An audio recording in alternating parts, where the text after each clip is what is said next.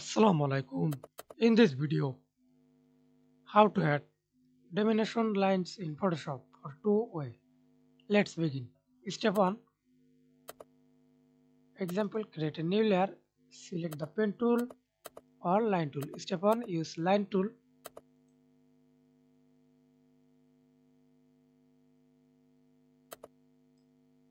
Change the stroke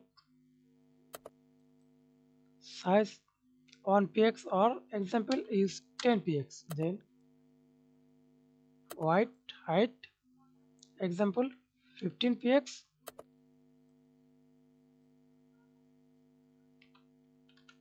100 px. Then enter. See this result and use pen tool.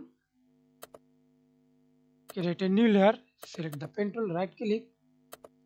Click the pen tool. Do not use stroke. Fill color. Use stroke color only. And change the stroke size. Okay. Then click anywhere. Hold shift for straight line. Hold shift for straight line. And curve line. Hold alter. Okay. Again create a new layer.